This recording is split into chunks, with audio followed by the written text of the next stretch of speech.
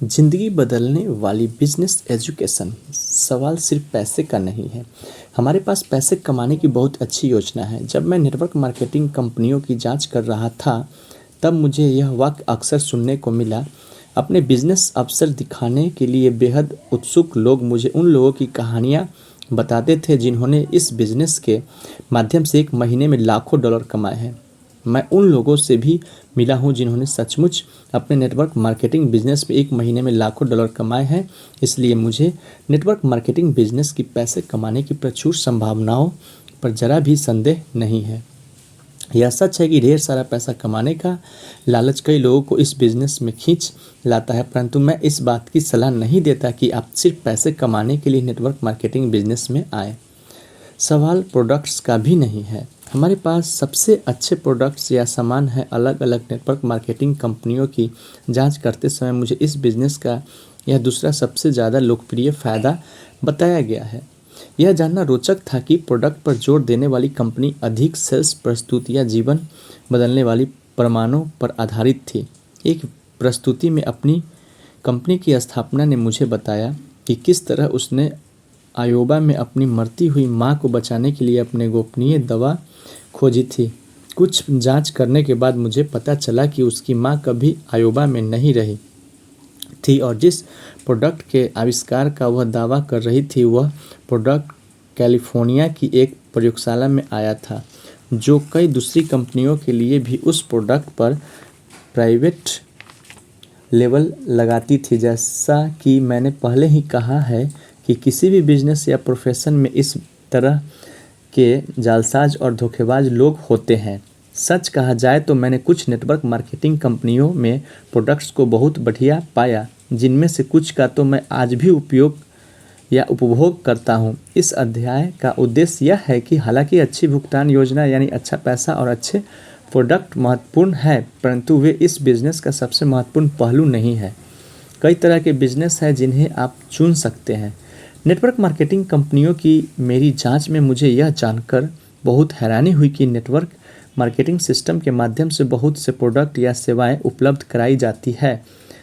1970 में मैंने जिस पहले नेटवर्क मार्केटिंग बिजनेस अफसर को देखा था, उसमें विटामिन बेचे जाते थे। मैंने उन्हें लेकर देखा और पाया कि वे बहुत अच्छी क्वालिटी के विटामिन थे। मैं आज भी इनमें से कई विटामिन लेता हूँ।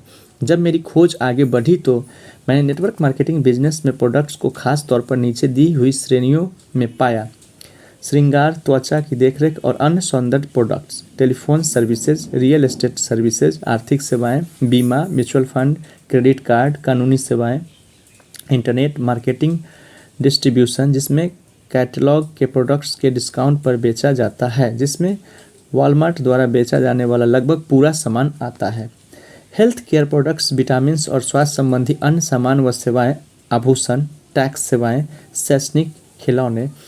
यह सूची और भी लंबी होती जा रही है। हर महीने मैं किसी नई नेटवर्क मार्केटिंग कंपनी के बारे में सुनता हूं जो अपने प्रोडक्ट्स या भुगतान की योजना में कुछ नयापन लेकर आई है।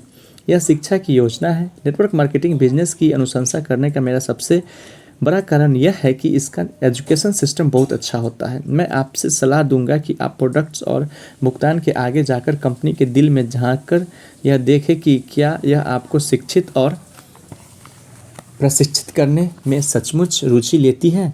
इसमें आपको अपने थोड़ा ज़्यादा समय देना पड़ेगा। इसके लिए सिर्फ 3 घंटे का सेल्स लेक्चर सुनना लोग कितना पैसा कमा रहे हैं यह जानना और सामान से सजे हुए रंगीन कैटलॉग देखना ही काफ़ी नहीं होगा। आपके इससे ज़्यादा करना होगा यह पता लगाने के लिए कि उनकी शिक्षा सचमुच कितनी अच्छी है।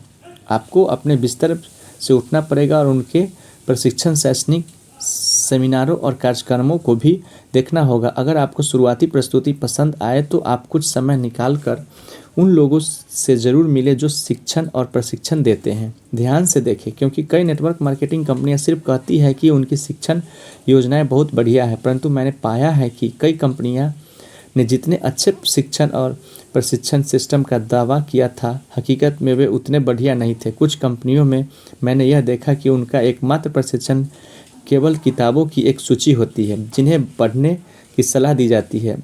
इसके बाद वहां पर आपको अपने दोस्तों और अपने परिवारों के लोगों को इस बिजनेस में शामिल करने का प्रशिक्षण देने पर ध्यान केंद्रित किया जाता है। इसलिए इत्मीनान से समय लगाएं और ध्यान से देखें, क्योंकि कई नेटवर्क मार्केटिंग कंपनियों के पास शिक्षण और प्रशिक्षण की बहुत अच्छी योजनाएं होती है, इतनी अच्छी कि मेरे विचार से वहाँ दुनिया की सबसे अच्छी रियल लाइफ बिजनेस ट्रेनिंग दी जाती है। किसी शैक्षणिक योजना में क्या देखना चाहिए? अगर आपने मेरी दूसरी पुस्तकें पढ़ी है तो आप पहले से ही जानते होंगे कि मैं शिक्षकों के परिवार से आया हूँ। मेरे डैडी हवाई राज के स्कूल सिस्टम के प्रमुख थे। हालांकि मैं शिक्षाविदों के परिवार से आया हूँ, परंतु मुझे पारंपरिक शिक्षा का सिस्टम बिल्कुल पसंद नहीं था। हालांकि मुझे न्यूयॉर्क में एक प्रसिद्ध फेडरल मिलिट्री अकादमी में दाखिला मिला था और मैंने बीएससी किया था, परंतु शिक्षा की पारंपरिक दुनिया मुझे बोरियत भरी लगती थी। मैं विद्यार्थी होने का फ़र्ज़ अदा करता था और इस तरह मैं स्नातक हो गया, परंतु जो मैं पढ़ रहा था उसमें ना तो मेरी कोई ख़ास दिलचस्पी थी, ना ही मुझे कोई चुनौती नज़र आई। स्नातक होने के बाद मैं यूएस मैरीन कोर में शामिल हो गया और मुझे फ्लोरिडा के पेंसाकोला में यूएस नेवी फ्लाइट प्रोग्राम में शामिल कर लिया गया। वियतनाम युद्ध चल रहा था और बहुत से पायलटों में प्रशिक्षित करने की तत्काल ज़रूरत थी। जब मैं पायलट का प्रशिक्षण प्राप्त कर रहा था तब मैंने उस तरह की शिक्षा पाई जिसमें रोमांच भी था और चुनौती भी। उनमें से ज़्यादातर लोगों ने यह घिसी-पिटी कहावत सुनी होगी, झिल्लियों को तितलियों में बदलना। फ़्लाइट स्कूल में ठीक यही किया जाता है। जब मैं फ़्लाइट स्कूल में आया तो मैं पहले से ही एक कमीशन्ड ऑफिस था, क्योंकि मेरे पास 4 साल का मिलिट्री प्रशिक्षण था। परंतु फ़्लाइट स्कूल में आने वाले कोई विद्यार्थी सामान्य कॉलेजों से आए थे और कई झिल्लियों में के समान थे। वह हिप्पियों का युग था, इसलिए हमारे सामने कई अजीबोगरीब पात्र अपटपटे सिविलियन कपड़ों में खड़े रहते थे, जिनके बाद लंबे थे, जिनकी दाढ़ी और मूछें भी। कुछ ने जूतों के बजाय चप्पल पहन रखी थी, परंतु जो ज़िंदगी बदलने वाली शैक्षणिक कार्यक्रम में भाग लेने के लिए तैयार थे। अगर वे प्रशिक्षण काल के बच्चे रहे तो या 3 साल बाद तितलियां बनकर निकलेंगे, यानी ये ऐसे पायलट बन जाएंगे जो दुनिया की कठिन से कठिन उड़ान भरने में समर्थ होंगे। टॉप गन नामक फिल्म, इसमें टॉप क्रूज थे, सर्वश्रेष्ठ झिल्लियों के बारे में थी जिन्हें यूएस नेवी फ्लाइट स्कूल के तितलियों में बदलना था। वियतनाम जाने के ठीक पहले मुझे भी कैलिफोर्निया से सैन डिएगो में तैनात किया गया, जहाँ पर टॉप गन स्कूल स्थित है। हालांकि मैं उस प्रसिद्ध स्कूल के लायक अच्छा पायलट नहीं था, फिर भी उस फिल्म में युवा पायलटों द्वारा दिखाई गई बहादुरी, ऊर्जा और विश्वास हमें इतने पसंद आए कि हम में से ज़्यादातर लोगों ने यह महसूस किया कि लड़ाई पर जाने का यही तरीका होना चाहिए। पहले हम नौसिखियों युवक थे जिन्हें उड़ान भरना नहीं आता, परंतु अब हम ऐसे युवक बन गए जो प्रशिक्षित थे, अनुशासित और शारीरिक, मानसिक और भावनात्मक रूप से उन चुनौतियों का सामना करने के लिए तैयार थे जिनसे अधिकतर लोग बचते थे। मुझमें और मेरे साथी पायलटों में मुझे जो परिवर्तन नज़र आया उसे ही मैं ज़िंदगी बदलने वाली एजुकेशन कहता हूँ। एक बार मैंने फ़्लाइट स्कूल ख़त्म किया और मैं वियतनाम पहुँच गया तो मेरी ज़िंदगी फिर कभी पहले जैसी नहीं रही। मैं वही व्यक्ति नहीं रह गया था जो पायलट से स्कूल में दाखिल हुआ था। फ़्लाइट स्कूल और युद्ध के वर्षों बाद मेरे कई साथी पायलटों में बिजनेस की दुनिया में बहुत सफलता पाई। जब हम इकट्ठे होते हैं और पुराने युद्ध की कहानियाँ एक दूसरे के सामने दोहराते हैं तो हम अक्सर यह कहते हैं कि फ़्लाइट स्कूल में हमें जो प्रशिक्षण मिला था उसका बिजनेस की हमारी वर्तमान सफलता में बहुत बड़ा योगदान है। इसलिए जब मैं ज़िंदगी बदलने वाली बिजनेस एजुकेशन की बात करता हूँ तो मैं उतनी सशक्त शिक्षा की बात कर रहा हूँ जो इल्ली तो तितली में बदल दे, एक प्रक्रिया जिसे रूपांतरण या कायापलट कहा जा सकता है। जब आप किसी नेटवर्क मार्केटिंग बिजनेस की शिक्षण योजना को देखें तो मैं ऐसा शिक्षण योजना की अनुशंसा करता हूँ जिसमें इतनी शक्ति हो कि वो आपके जीवन में इतना क्रांतिकारी परिवर्तन ला सके। परंतु मैं आपको सावधान कर रहा हूँ, फ़्लाइट स्कूल की ही हर कोई इस कार्यक्रम को भी सफलतापूर्वक पूरा नहीं कर सकता। Real life business school, flight school के बारे में एक बहुत अच्छी बात यह थी कि वियतनाम से हाल ही में मैं लौटे पायलटों में हमें प्रशिक्षित किया था। जब वे हमसे बातें करते थे तो मैं असली ज़िंदगी के अनुभव से बात करते थे। पारंपरिक बिजनेस स्कूल में जिसमें मैं कुछ समय के लिए रहा था, मुझे यह समस्या दिखती थी कि हमारे कई शिक्षक को असली जीवन का बिजनेस अनुभव था भी तो वह किसी कंपनी के कर्मचारी के रूप में था। यानी वे सिर्फ मध्यम स्तर के मैनेजर के काम का अनुभव रखते थे, वे किसी कंपनी के संस्थापक नहीं थे। जब मैंने हवाई से पारंपरिक बिजनेस स्कूल में एमबीए की पढ़ाई की तो मैंने पाया कि मैं अक्सर किसी मैनेजमेंट सिद्धांत या आर्थिक सिद्धांतों को सीखने का प्रयास कर रहा हूं, जिसमें मध्यम स्तर का कोई मैनेजर सिखा रहा है जो किसी बड़े कॉरपोरेशन के लिए काम करता था। अगर शिक्षक के पास बिजनेस अनुभव नहीं था तो वह टीचर दरअसल ऐसा व्यक्ति था जिसमें कभी स्कूल सिस्टम को छोड़ा ही नहीं। दूसरे शब्दों में ऐसे लोग 5 साल की उम्र में स्कूल सिस्टम में आए, किंडरगार्टन में दाखिल हुए और वे तब से लेकर अब तक स्कूल सिस्टम में ही थे। और मज़े की बात यह है कि वे विद्यार्थियों को असली दुनिया के बारे में ज्ञान देने की कोशिश कर रहे थे। मेरे लिए इस तरह का सिस्टम एक मजाक के सिवा कुछ नहीं था। मैं एमबीए करने के लिए बिजनेस स्कूल में इसलिए गया क्योंकि मैं कर्मचारी के बजाय बिजनेस मालिक बनना चाहता था। अधिकतर मध्यम स्तर के मैनेजर या शिक्षकों को यह पता नहीं था कि कुछ नहीं से बिजनेस शुरू करने के लिए किन चीज़ों की ज़रूरत होती है। ज़्यादातर टीचर बिजनेस मालिक नहीं थे, ज़्यादातर टीचर कर्मचारी थे। वे यह नहीं जानते थे कि सड़कों पर बचे रहने के लिए किन बिजनेस योग्यताओं की आवश्यकता होती है, क्योंकि उनमें से कई बिजनेस की असली दुनिया की सड़कों पर कभी रहे ही नहीं। वे स्कूल के दरबे से बाहर निकले थे और कॉर्पोरेट दुनिया में दरबे में घुस जाते थे। वे नौकरी की सुरक्षा और अस्थायी तनख्वाह के प्रति बेहद चिंतित रहते थे। दूसरे शब्दों में, ज़्यादातर शिक्षकों के पास बहुत बढ़िया बिजनेस सिद्धांत थे, परंतु बहुत कम के पास बढ़िया बिजनेस योग्यता थी। ऐसी योग्यता जिनके द्वारा वे शुरुआत से कोई बिजनेस खड़ा कर पाए और बाद में बिजनेस की असली दुनिया को ढेर सारी दौलत कमा पाए। उनमें से ज़्यादातर का गुजरा बिना तनख्वाह के नहीं हो सकता था।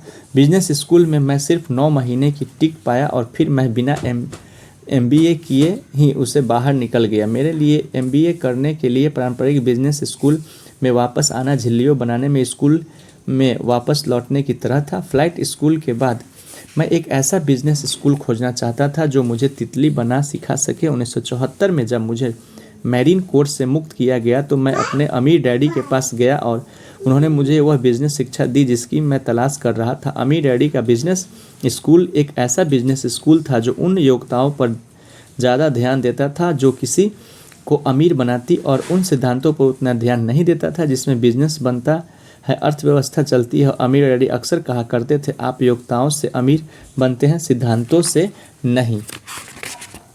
क्या मुझे बिजनेस स्कूल छोड़ने का अफसोस है? हाँ, कई बार मुझे अफसोस होता है, परंतु मैं स्कूल छोड़ने वाले बहुत अच्छे लोगों के समूह में हूँ। Bill Gates, Michael Dell, Steve jobs और टेड टर्नर भी स्कूल पूरा कर नहीं पाए थे। थॉमस एडिसन और हेनरी फोर्ड जैसे शुरुआती व्यवसायी भी स्कूल से बाहर निकल गए थे। मुझे विश्वास है कि इन सभी व्यवसायी ने अपने असली दुनिया का बिजनेस अनुभव हासिल करने के लिए स्कूल के बजाय असली दुनिया के बिजनेस को चुना, क्योंकि यह अधिक रोमांचक था। ये लोग विराट तितलियां बन गए और इन्होंने हमेशा के लिए बिजनेस की दुनिया को बदल कर रख दिया। मुझे गलत मत समझिए, मैंने जिस बिजनेस स्कूल में पढ़ा वहाँ पर सिखाई जा रही ज़्यादातर जानकारी बिजनेस में रहने वाले किसी भी व्यक्ति के लिए महत्वपूर्ण जानकारी थी। बहरहाल यह स्कूल सड़कों पर काम आने वाली वे योग्यताएं नहीं सिखा रहा था जिनकी मुझे बिजनेस मालिक बनने के लिए ज़रूरत थी। इसके बजाय पारंपरिक बिजनेस स्कूल मुझे कर्मचारी बनने की योग्यताएं सिखा रहा था। स्कूल छोड़ने के बाद जल्द ही मैंने अपना पहला नायलॉन और वेलफ्रो सर्फर वॉलेट बिजनेस शुरू किया और दुनिया भर में 500 सेल्स प्रतिनिधियों के साथ इसे दुनिया के सामने पेश किया। 30 साल की उम्र तक मैं मिलेनियर बन गया था, परंतु उसके 2 साल बाद कंपनी ही दिवालिया हो गई। हालांकि किसी बिजनेस को खोना सुखद अनुभव नहीं है, परंतु यह एक बहुत बड़ी शिक्षा साबित हुई। मैंने 3 सालों में बहुत कुछ सीखा, न सिर्फ बिजनेस के बारे में बल्कि अपने बारे में भी। विश्वव्यापी बिजनेस बनाना और विश्वव्यापी बिजनेस खोना निश्चित रूप से बिजनेस सिद्धांत पर आधारित शिक्षा नहीं थी। बहरहाल मेरे लिए यह अमूल्य शिक्षा थी, एक ऐसी शिक्षा जिसने मुझे आखिरकार अमीर बनाया। परंतु इससे भी अधिक महत्वपूर्ण बात यह है कि यह ऐसी शिक्षा थी जिसने मुझे आज़ाद कर दिया। मैं ऐसी शिक्षा नहीं चाहता था जो मुझे एमबीए की डिग्री दिलाकर नौकरी तलाशने वाली इल्ली में बदल दे। उस हादसे के बाद अमीर डैडी ने मुझे कहा, धन और सफलता आपको दंभी और मूर्ख बना देते हैं। अब थोड़ी सी गरीबी और विनम्रता के साथ आप एक बार फिर से विद्यार्थी बन सकते हैं। मैंने इस पुस्तक का नाम बिजनेस स्कूल उन लोगों के लिए जो दूसरों की मदद करते हैं इसलिए रखा क्योंकि कई नेटवर्क मार्केटिंग कंपनियां दरअसल यह कंपनियां बिजनेस स्कूल ही हैं जो उन लोगों को सिखाती है जो व्यवसाय की असली दुनिया की योग्यता सीखना चाहते हैं और कॉर्पोरेट दुनिया में अच्छी तनख्वाह वाला मध्यम स्तर का मैनेजर नहीं बनना चाहते हैं।